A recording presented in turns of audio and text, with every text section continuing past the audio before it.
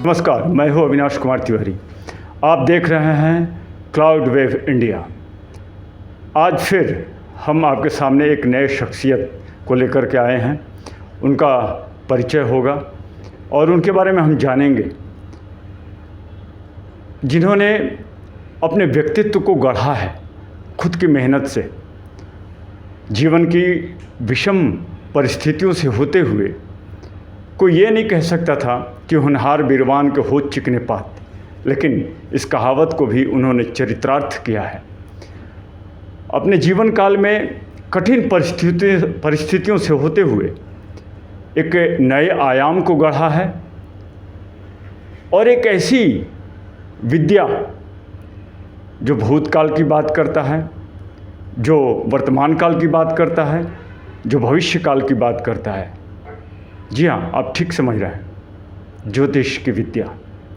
एक ज्योतिषज्ञ इन चीज़ों के बारे में जानता है, समझता है और सही विश्लेषण से समाज के लोगों को मार्गदर्शन देता है, समाज के लोगों को दिशा देता है और उन्हें राहत देने का कार्य करता है।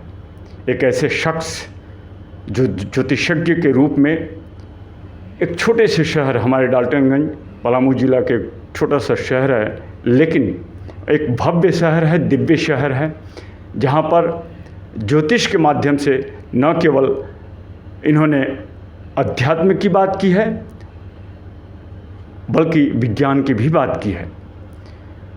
आइए हम उनसे आपका रूबरू कराते हैं और उनके बारे में जानते हैं कि इस विधा को अपनाने का क्या कारण रहा और कितना वो खुश हैं इस विद्या को पढ़ते हुए, बाँचते हुए, लोगों को लाभान्वित करते हुए।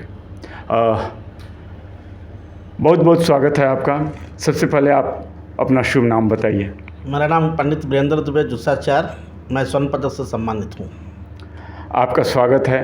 स्वर्ण पदक विजेता, स्वर्ण पदक से सम्मानित पंडित वीरेंद्र दुबे ज्योतिषज्ञ।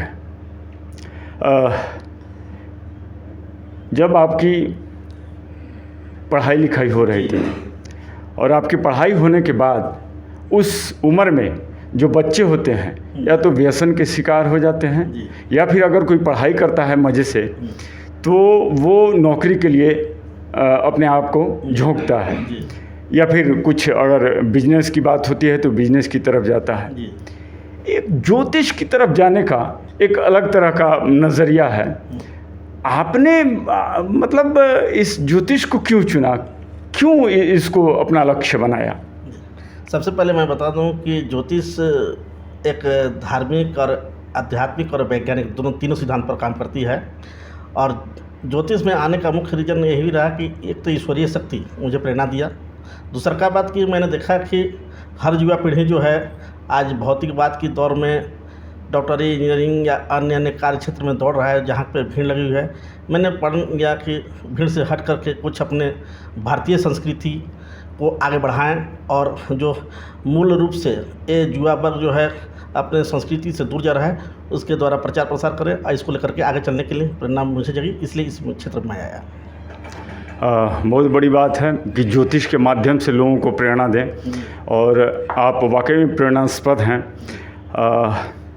जब आप ज्योतिष को चुने तो मैंने भी सुना है कि ज्योतिष को वेद का चक्षु माना गया है।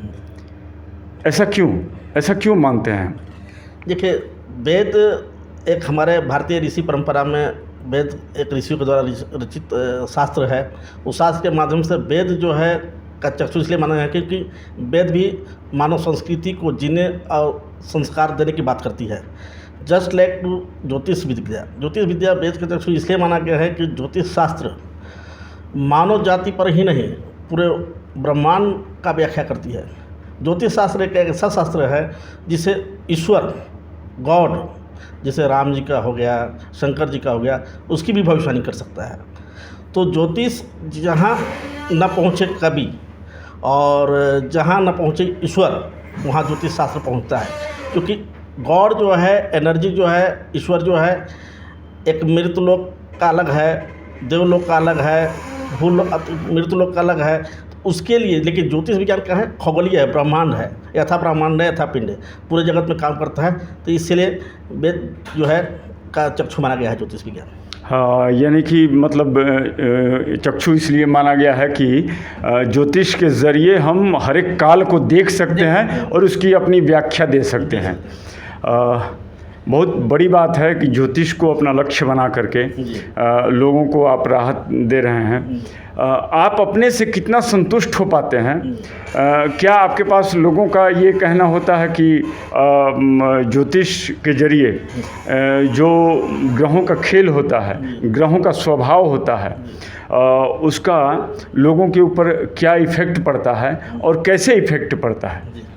देखिए, ज्योतिष शास्त्र को मैं पूर्ण तरीके से पूर्ण रूप मानता हूँ। पहला अगर धरती पर किसी भी चीज़ को अगर देख लिया जाए तो पहला मैं ज्योतिष को ही मानूंगा। ज्योतिष मतलब कि ज्योतिष एक विज्ञान, मतलब कि एक सब्जेक्ट नहीं है। ज्योतिष मतलब कि नवग्रहों का खेल है। नवग्रह के प्रभाव में तमाम तरह के जीव जंतु, मनुष्य योनि, सुख दुख या मान सम्मान, प्रतिष्ठा, पद, सारा कुछ खगोलीय ग्रह पर ही निर्भर किया है। पहला प्राथमिकता उसी का है। सेकेंड में जीती हुई तरह के या मेडिकल साइंस हो गया या भौतिक विज्ञान हो गया या किसी भी तरह की सफलता हो गई। अगर ये सब कुछ तभी मनुष्य कर पाएगा जब उसका खगोलीय ग्रह के दृष्टिकोण से उसका स्टार अच्छे होंगे, उसका ग्रह उसके पक्ष में काम करेंगे, तभी ये कर पाएगा। तो अगर पृथ्वी पर सबसे पहला अगर प्राथमिकता देनी चाहिए तो ज्योतिष शास्त्र को देना चाहिए, नवग्रहों को देना चाहिए। बहुत बड़ी बात बताई है आपने। लेकिन क्या ज्योतिष शास्त्र में ये नवग्रहों की जो बात होती है, नक्षत्रों की बात होती है, वार की बात होती है, तो इनके जरिए क्या भौगोलिक दिशा दशा पर भी असर पड़ता है क्या? बिल्कुल बिल्कुल, आपने सही पूछा है। ज्योतिष शास्त्र में ग्रहों के हिसाब से भौगोलिक दशा पर पूरा प्रभाव पड़ता है। या चाहे मानसून हो, या मानसून में जैसे कि बरसात हो, गर्मी हो, ठंडा हो, या अन्य किसी भी जीव पर हो, मनुष्य योनि को छोड़ दिए अन्य किसी जीव जंतु वनस्पति सभी पर खगोलीय ग्रह का प्रभाव पड़ता है। अवसर प्रभावित होता है। यहाँ तक कि एक निर्जीव पदार्थ पर भी खगोलीय ग्रह का प्रभाव पड़ता है। जैसे अगर आप किसी फैक्ट्री का आविष्कार करते हैं, या मान लीजिए कि आप किसी अच्छे मुहूर्त में बाइक खरीदते हैं या ख़राब मुहूर्त में बाइक आपका खरीदा गया, तो देखिएगा कभी कभी आप देखिएगा कि अच्छा मुहूर्त में बाइक खरीदा है तो वो लॉन्ग टर्म तक चल रहा है। ख़राब मुहूर्त में बाइक खरीदा है, उसका खराब करा पड़ा तो देखा कि शोरूम से निकला नहीं कि एक्सीडेंट हो गया, बर्बाद हो गया, टूट गया, डैमेज हो गया, बर्बाद हो गया। तो हर चीज़ का उसका एक अपना ग्रह का प्रभाव है। कभी कभी ज्योतिष को बहुत ही अलग दृष्टिकोण से देखा जाता है कि ज्योतिष के जरिए हमारा जीवन सुधर जाएगा। क्या ऐसा मानना है कि ज्योतिष के जरिए जीवन सुधर जाएगा? क्योंकि मेरा जहाँ तक मानना है कि बरसात में जब पानी बरस रहा है तो उस बरसते हुए पानी को रोका नहीं जा सकता है बरसने के एवज में, लेकिन उस पानी जो बरस रहा है उस पानी से बचा जा सकता है उपाय करके। क्या कुछ ऐसा ज्योतिष के माध्यम से भी कुछ व्याख्या इसमें हम चाहेंगे आपसे? देखिए, ज्योतिष शास्त्र के माध्यम से दुनिया में किसी भी तरह की समस्या जो नहीं दिखने वाली समस्या है, जो व्यक्तिगत अनुभव किया जाता है, उसे बचा जा सकता है। और ज्योतिष शास्त्र ही एक ऐसा है जिसका ऑथेंटिक उपाय है।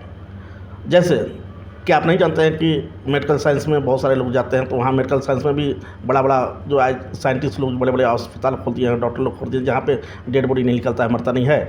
लेकिन ज्योतिष शास्त्र में उससे भी बढ़ के है। ज्योतिष शास्त्र में उसको मृत्यु को भी बचा सकता है। अगर यदि उसकी डेट ऑफ बर्थ टाइम सही हो या उसकी कुंडली सही हो तो उससे उसको निर्धारित किया जा सकता है। ज्योतिष शास्त्र के माध्यम से दुनिया में किसी भी समस्या को खत्म किया जा सकता है, बशर्ते एनालिसिस करने वाला व्यक्ति सही हो, अध्ययन करने वाला व्यक्ति सही हो और मार्गदर्शन सही हो और डेट ऑफ बर्थ सही टाइम हो, तो उसे किया जा सकता है।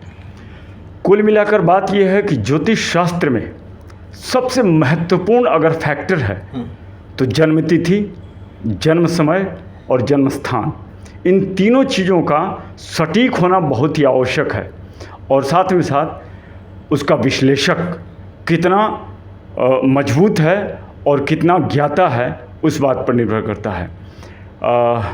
ऐसे में ज्योतिषज्ञ वीरेंद्र कुमार दुबे लोगों को संतुष्टि दिए हैं इस छोटे से शहर में, और न केवल इस छोटे से शहर में, न केवल इस पलामू ज़िले में, बल्कि राज्य, देश और मैं समझता हूँ कि विदेशों में भी इनका जा कर के ज्योतिष के बारे में विश्लेषण की जो चर्चाएं हैं, ज्योतिष के बारे में ये कितना जानते हैं, समझते हैं, उस पर अपना लेक्चर दिए हैं।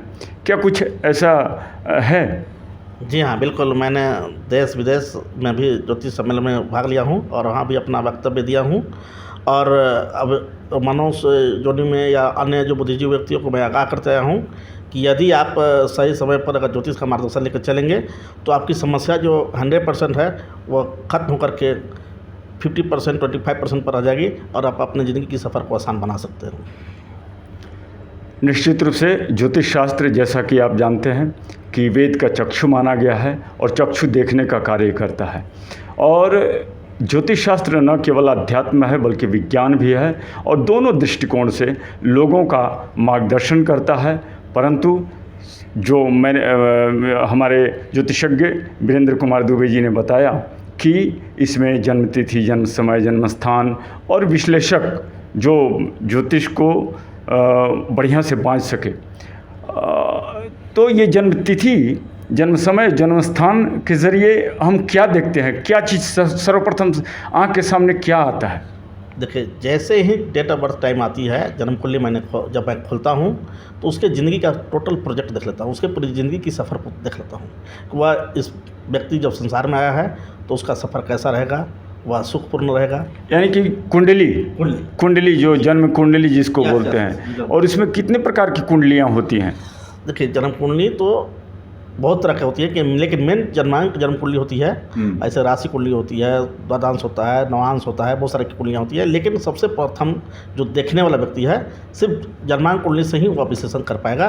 और जन्मांक कुंडली के माध्यम से विषुवंतरी महादशा से या गोचर से कुंडली पर डिसाइड किया जाता है और उसके माध्यम से देख करके किसी भी व्यक्ति का किसी भी तरह की समस्या का समाधान किया जा सकता है। जैसा कि आप अभी देख पा रहे हैं कि देखिए ग्रह का क्या प्रभाव होता है। अभी मंगल और राहु की युति जुड़ गई है, जो दोनों विस्फोटक ग्रह हैं, दोनों अंगारक युग बना रहे हैं। अंगारक युग में ये हो रहा है कि अभी देश विदेश में हर जगह हलचल मची हुई है, हर जगह अप्रिय घटना घट रहे हैं और ये 12 अगस्त तक चलता रहेगा।